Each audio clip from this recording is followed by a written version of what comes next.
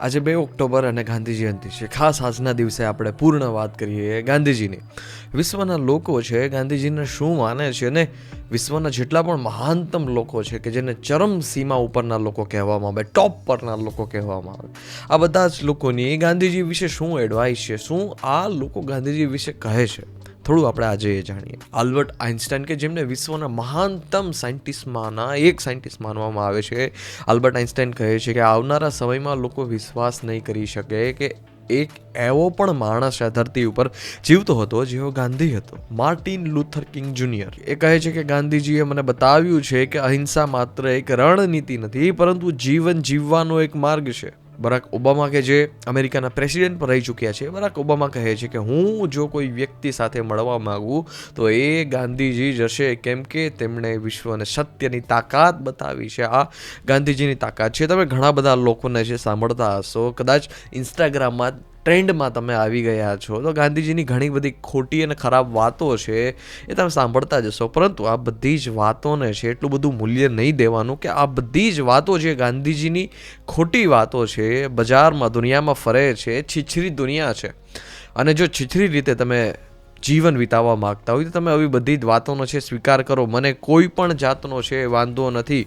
અત્યારે આપણી જે ઉંમર છે, અત્યારની જે ઉંમર હોય, કદાચ આપણી પાસે એ તાકાત હોય 60 વર્ષે 70 વર્ષે કે આપણે છે ચાલી શકીએ, પોતળી પેઢીને દેશ ભ્રમણ કરી શકીએ, તો તમે ગાંધીજીનો વિરોધ કરો, પરંતુ ક્ષમતા નથી.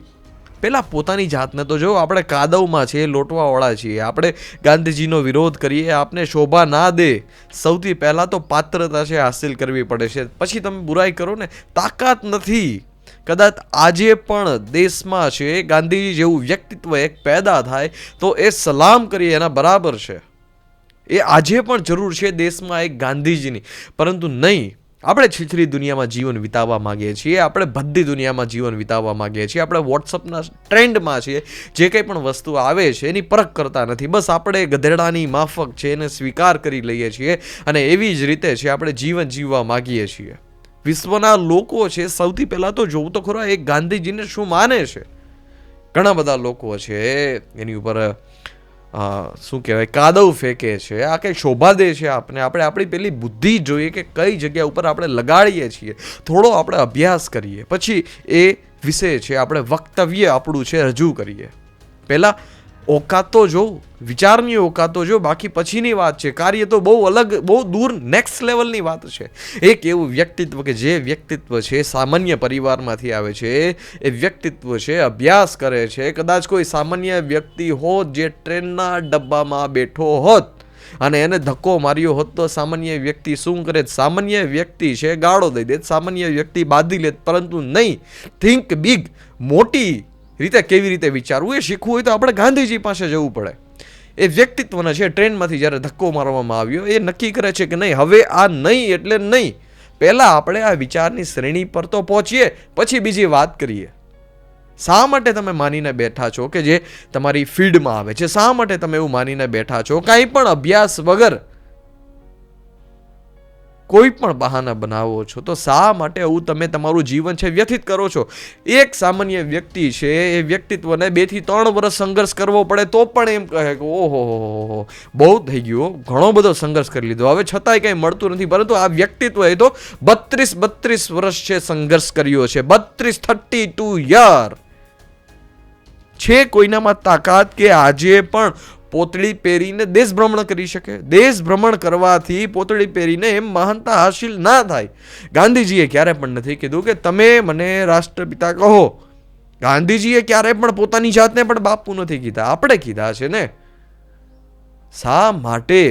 એવું અવશ્ય હોઈ શકે કે ઘણી બધી વાતો છે ગાંધીજીની તમને ગમતી ના હોય, પસંદ ના હોય. અવશ્ય એવું હોઈ જ શકે. સિક્કાની 2 બાજુ અવશ્ય હોય.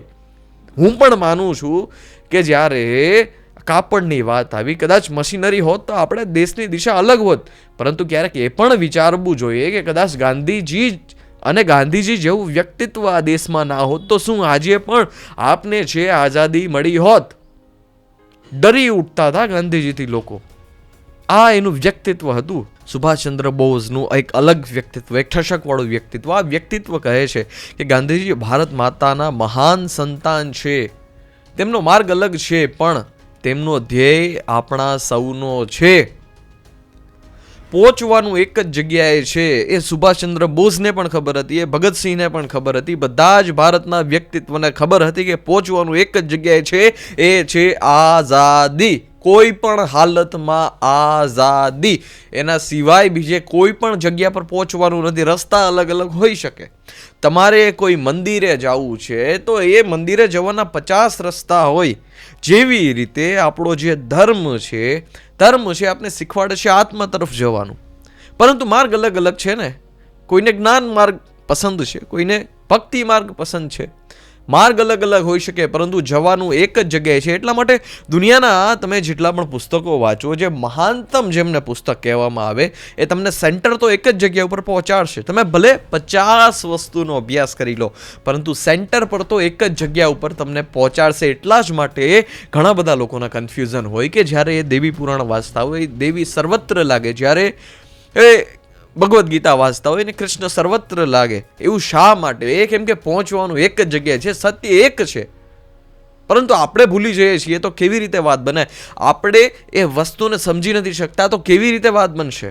અને જ્ઞાનીઓનું કહેવું છે કે શા માટે એવી જગ્યા ઉપર આપણે ધ્યાન કેન્દ્રિત કરવું જોઈએ કે જે વસ્તુમાં કશો જ ફાયદો નથી. તમે ગાંધીજી સાચા છે કે ખોટા છે એ વાતને સાબિત કરવામાં છે કલાકોના કલાકો છે વિતાવી નાખો છે, કલાકોના કલાકો છે પસાર કરી નાખો છો, પરંતુ એનાથી શું ફાયદો થશે? આજ સુધી કોને ફાયદો થયો છે? કોઈને ફાયદો નથી થયો. દેટ્સ વાય શાર કો ગહી રહે, થોથા દેહી ઉડાય, કંઈ કામનું જ નથી. તો પછી શા માટે છે એ વસ્તુ વિશે આપણે વિચારવું જોઈએ, ત્યાં ચર્ચા કરવી જોઈએ. એમાંથી જે મહત્વપૂર્ણ શું છે, એમાંથી જે બેસ્ટ શું છે, એને ના આપણે ગ્રહણ કરી લઈએ અને આપણા જીવનને છે એક નવી દિશા તરફ આપણે વાળીએ. એ બેસ્ટ ઉપાય છે. ગાંધીજી કહે છે કે કોઈ પણ વ્યક્તિ છે એક વખત આત્મશ્રદ્ધા કેળવી લેશે કે હું આ કરી શકીશ, હું આ કરી શકીશ, એવી આત્મશ્રદ્ધા કેળવી લે છે. છતાં ભલે એનામાં અત્યારે શક્તિ ના હોય, પરંતુ એ કાર્ય સંભવ થઈ શકે છે જો સૌથી પહેલા આપણી અંદર આત્મશ્રદ્ધા હોય તો. ગાંધીજી છે દેશની ગરીબી બહુ સારી રીતે જાણતા હતા. ગાંધીજી જ્યારે કોટ પેટ પહેરીને જતા ને ત્યારે એને લાગતું કે આ લોકો મને કેવી રીતે સમજી શકશે. એટલા માટે એમને છે પોતળી ધારણ કરી હતી. અને ગાંધીજી તો શિક્ષણમાં પણ એમ કહેતા કે શિક્ષણ છે સસ્તું હોવું જોઈએ. મારું ચાલે તો 1, 2, 4 પૈસાના હું પુસ્તકો કાઢું, જો ગાંધીજીનું ચાલે તો. આ વ્યક્તિત્વ છે, આ એની વિચારની શ્રેણી છે. છતાં આપણે તેની બુરાઈ કરવા માટે શા માટે હંમેશાને માટે તૈયાર છીએ? મને આ એક વાત છે એ સમજાતી નથી. ઘણી ખરી વાતો એવી છે કે ક્યારેય પૂરી જ નહીં થશે, પરંતુ સમય સીમાને ધ્યાનમાં રાખી અને આજના વિડીયોને હું અહીંયા વિરામ આપું છું. અને ખાસ કરીને આપણે ટીકા ના કરીએ અને જે વસ્તુ શીખવા લાયક છે, શીખવા યોગ્ય છે, એને આપણે ગ્રહણ કરી લઈએ. બાકી જે બધી જ વસ્તુ છે એને છોડી દઈએ. શા માટે એ જગ્યા ઉપર જીવન પસાર કરવું કે જે જગ્યા ઉપર ધ્યાન કેન્દ્રિત કરવાથી આપણો કશો ફાયદો થતો જ નથી. ખાસ કરીને મારી આ વાત છે યુવાનો સુધી, યુથ સુધી જરૂર પહોંચાડજો. ધન્યવાદ. જય હિન્દ, વંદે માતરમ. તમને જો વિડીયો પસંદ આવ્યો હોય તો મારી આ ચેનલને લાઇક કરજો, શેર કરજો અને સબસ્ક્રાઈબ કરજો. ધન્યવાદ.